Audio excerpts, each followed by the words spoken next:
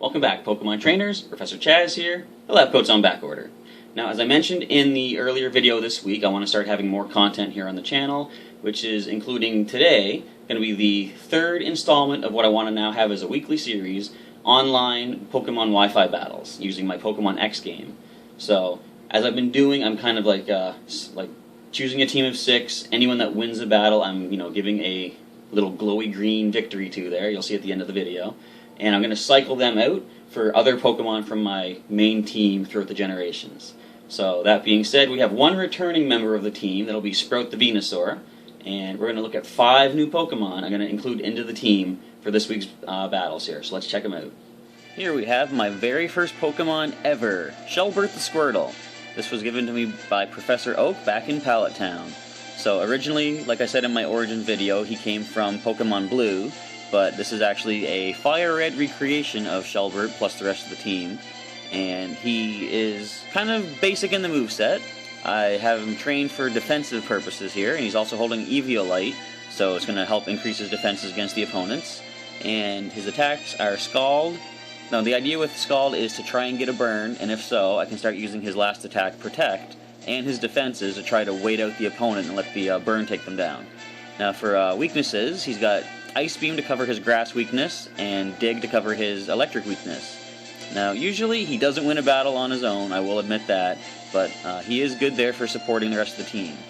So, the next new recruit this week will be, if I can reach the button here,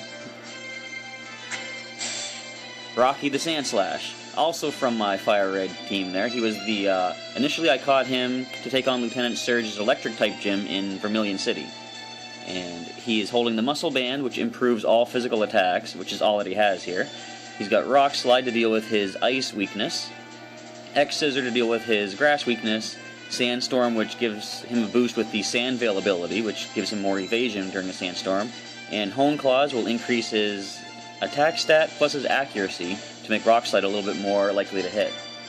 Now, returning is Sprout from the last couple of weeks there. We've never actually gotten to use him in a battle yet. For him to gain a victory, maybe this week will be a little bit different. Next new recruit is going to be Buukemon the Hariyama. His attacks are Thunder Punch to deal with his flying type weakness.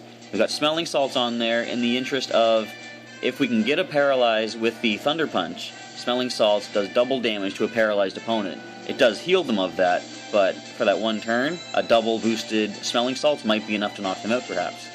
Payback is a good move because it doubles in damage if you take a hit before using it, and since Buukemon is relatively slow, he's got 117 for speed, chances are he's not going to be able to go first in almost any fight. Payback will double the damage. And then of course, Fake Out is always a nice useful move just to get a quick damage off and keep the opponent from attacking on the very first turn. He's holding the Flame Orb because the ability he has is Guts, which boosts the attack stat if the Pokemon has a status condition.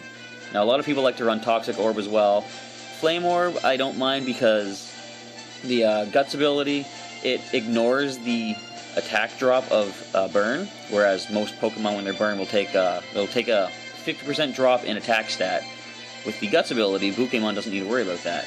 Plus, Toxic increases in damage over time, whereas Flame Orb, the Burn, will be just a constant rate of damage. And I kind of prefer that. Now for the Fire type to replace Blaze from last week, we're going to include Witwicky the Chandelure. He's holding the Air Balloon to help him against his ground weakness, and his attacks are Shadow Ball, Solar Beam, Will-O-Wisp to get the burn off and lower the attack stat, like I said, and good old Sunny Day to weaken the water attacks that might be coming his way. He's not very fast either. Kind of maxed him out in his special attack plus his defenses, but he's got Shadow Ball to cover his Ghost weakness, Solar Beam for any rock or ground weakness that he might fight, plus the grass as well. And just Will-O-Wisp is a good status move. Now to replace Pikachu from last week, we're including Blitz the Raichu, part of my Kalos team. And I think this is the first of the Kalos guys that I'm going to include here. I wanted to replace an electric for an electric, so I chose Raichu. I wanted him to hold the Shuka Berry to weaken damage from ground attacks, but I actually don't have one in this game yet. So, as a temporary measure, he's holding Citrus Berry, which will increase his HP once he gets down to below half. And he's got pretty simple attacks here. Thunderbolt for good stab power. Grass Knot to deal with any of his ground weaknesses. Feint is just good to get a... It's kind of like Quick Attack, it'll always go first, plus it breaks through, protect things. And Light Screen is good to increase the defense of the entire team. Alright, so that's the team for this week, and I'm going to show you the breakdown of their EVs, plus any, show their natures, plus any of these max IVs they might happen to have. Let's check that out. So as we see here, Shelbert Squirtle has maximum IVs for HP, and I wanted to sort of play into that, so I decided to max out his EVs as well, and I decided for the rest of his super training to sort of balance out his defenses, since for the most part he's going to be trying to get a Scald Burn and outlasting the opponent. So HP and defense is going to be the way to go with that. Now our little naive Sandslash here, Rocky, I wanted to max out his attack, because of course he's going to be just focusing on physical attacks against the opponent, and I also wanted to boost up his speed so that we can possibly get some flinches using those rock slides. We've taken a look at Sprout, our relaxed Venusaur here. Got his defenses pretty well evened out, and I put the rest into his special attack for the most part, give him a little bit of HP as well, but his whole strategy is Toxic and Leech Seed to slowly drain the opponent, so defenses are the way to go with keeping him into play. And our lonely little Hariyama Buukemon here. As you can see, I decided to go all-out attack with this guy, and then remaining EVs I used to even out his defenses, because even without the Guts boost, I want him to be able to dish out some serious damage, and with 344 attack, I think he's going to be able to do that. And here we have our little impish Chandelure, Witwicky. I decided to even out his defenses for the most part, and keep him in play when the Will-O-Wisp that he inflicts on the opponent slowly whittles away with the burn damage. And give him a little bit more HP. I like to sort of give my Pokemon a little bit more than even 50s in HP, just in case you fight somebody like a level 50 that's using Nightshade or something like that.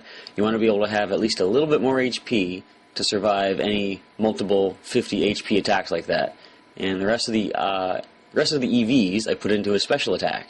And here we have Blitz, the mild Raichu, hailing from the Kalos region. Basically all-out special attack and speed here. 305 speed is not too bad, and almost 300 special attack. So his whole strategy is just go for special attacks and take out the opponent. So my opponent has been selected from Japan, Tokyo, QAQ.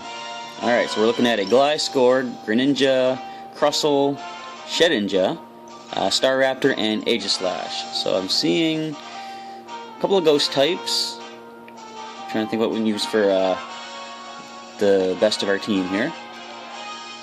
I think we're going to start, let's just go right in. We'll start off with Shelbert, our Squirtle. And of course we're doing a double battle, so who we're going to pair him with. His greatest weaknesses in this case would have to be... none of them really, but I'm going to send in Raichu as well, Blitz.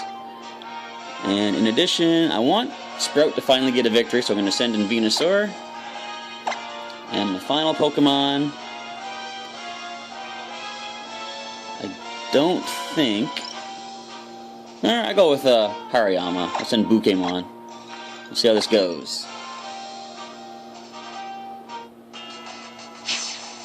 And I chose some pretty epic music for this. I just kind of randomly chose one from the number list there. This, of course, is the Versus the Champion theme from the after the Elite Four in the game.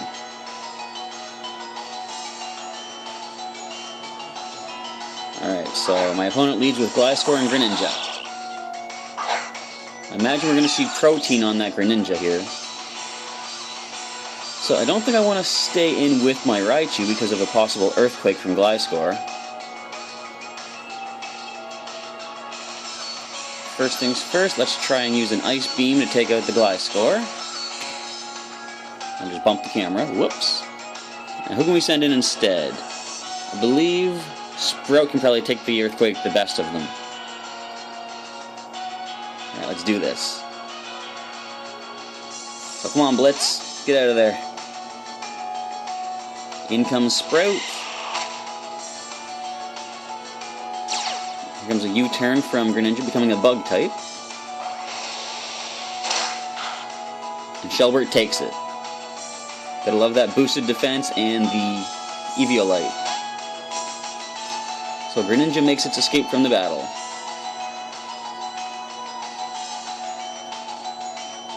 If Shelbert can survive a hit, the Ice Beam should do a lot of good damage against that Gliscor. So Staraptor comes in and gets the Intimidate to lower our attacks. It's a good switch on my opponent there, because Earthquake will not hurt their Staraptor. And Shelbert easily survives the hit.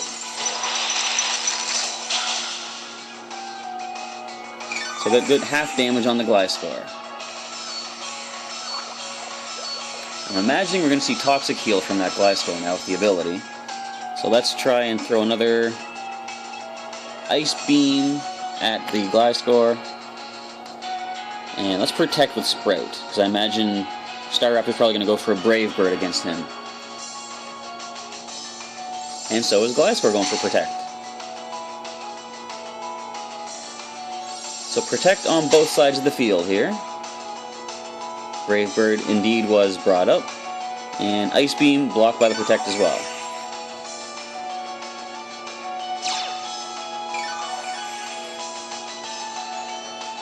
So we're not going to be able to take that Gliscor down with one more Ice Beam, unfortunately. We're going to still do as much as we can, and just to keep Sprout from losing to the Brave Bird, we're going to send in Blitz, because it's resisted by electric types.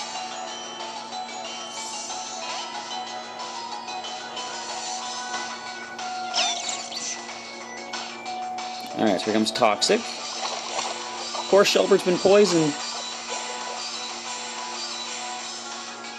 Here comes Brave Bird. Now, if we're lucky, and if it hits Blitz, we'll get the static off, perhaps. Nope, unfortunately. Now, we do get our Citrus Berry recovery, which probably won't make that much of a difference, unfortunately. So can we get a critical hit on the Ice Beam? No, but almost enough to take it out. So at this point, a Scald will defeat it, if we can survive an Earthquake, which I don't imagine we're going to do. Now, I think both Shelbert and Blitz are going to go down here. It's not that I don't have confidence in my Pokemon, I just understand what they're up against.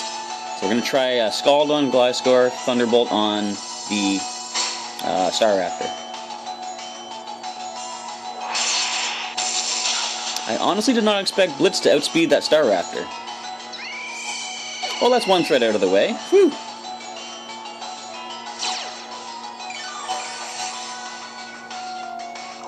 So I wonder if that means Blitz is faster than Gliscor.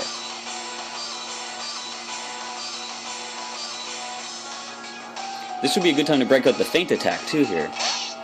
Alright, Shedinja's probably going to have Shadow Sneak. And Shelbert, just in case Blitz goes down, we're going to get you to throw a Scald at the Gliscor. We're going to try Grass Knot on Gliscor too.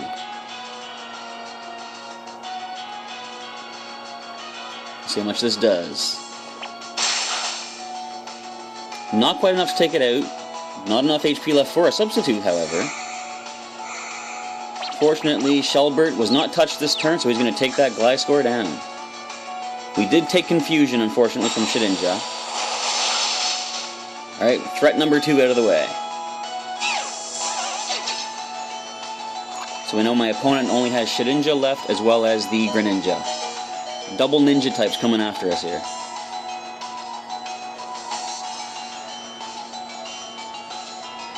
We saw my opponent's Greninja use a U-turn, which makes me think it's a physical-based attacker. And since Raichu is confused, I think we're going to probably swap it out. And Shelbert,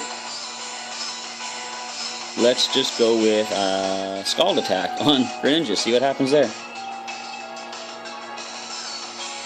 Now, as we did see a U-turn, I don't know what else we would expect to see. I'm going to send in Sprout once again. Calling back my Raichu for it.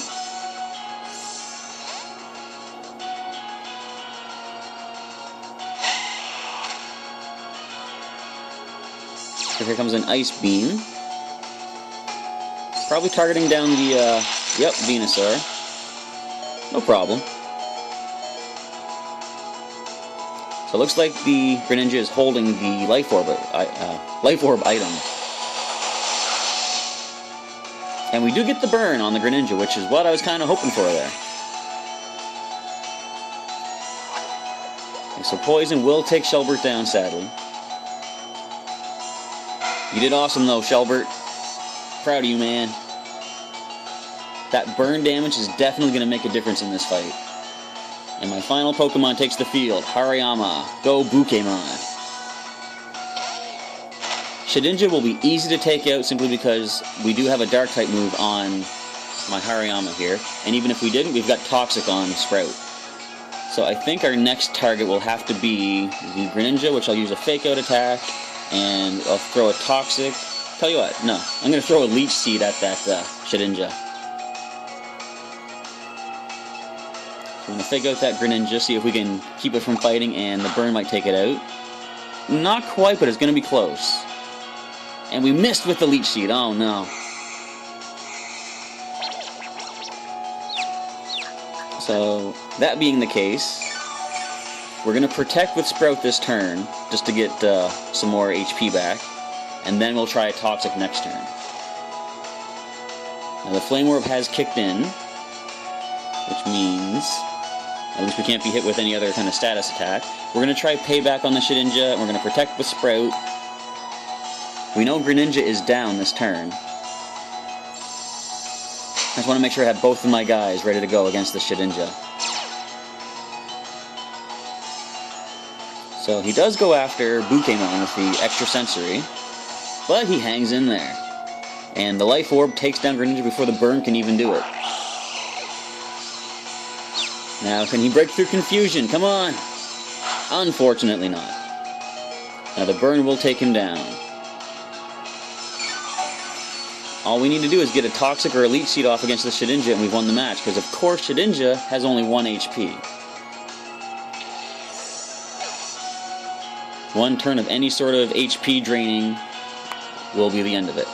And I forgot we still have my Raichu here too. Go Blitz! I thought I was down to just my Venusaur. Alright, so sadly Blitz can't touch this with anything, so we're going to use a Light Screen for him. And let's use Toxic on Shedinja. I don't imagine Shedinja has any special moves, but just in case, at least Light Screen will do something. And the Toxic connects, and that's going to cinch us the game here. Now, Blitz has been confused and ends the fight thusly. But thanks to the end of turn with the poison, Shedinja is pretty much done for. If by that I mean totally done for. Alright, so my guys won another match, and Sprout finally won himself a match here too. Congratulations, guys!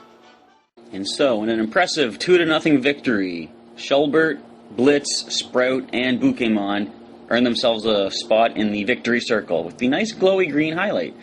So, I was a little worried bringing Shelbert into a fight because, like I said in previous videos, unevolved Pokemon are, well, unevolved, so therefore, you know, weaker compared to some of the things you'll see online.